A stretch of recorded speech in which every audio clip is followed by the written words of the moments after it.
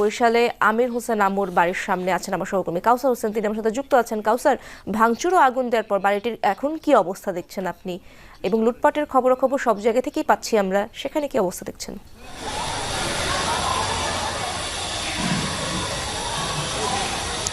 ইশরাত, গতকাল রাতেই কিন্তু আওয়ামী লীগের সভাপতি মণ্ডলীর সদস্য এবং ঝালকাঠির সাবেক সংসদ সদস্য আমির হোসেন আমুর বাসভবনে ভাঙচুর এবং অগ্নিসংযোগ করেন ছাত্র জনতা, এবং বুলডোজার দিয়ে বাড়িটির একটি বড় অংশ ভেঙে ফেলা হয়। এবং ছাত্র জনতা যারা গতকাল রাতে এসেছিলেন তারা কিন্তু চলে গেছেন এরই মধ্যে, এবং সকাল থেকে বিভিন্ন বয়সী মানুষ, উৎসুক জনতা এই বাড়িতে আসছেন, ছোট থেকে বড় বিভিন্ন বয়সের, এবং তারা যেভাবে পারছেন নিজের মাল মনে করে সেটি তারা সঙ্গে করে নিয়ে যাচ্ছেন। এবং এই বাড়ির যারা নিরাপত্তা কর্মীরা রয়েছেন তারা কিন্তু তাদেরকে বাধা দেওয়ার চেষ্টা করেছিলেন। যখন বাধা দিতে গেছেন তখন কিন্তু তাদের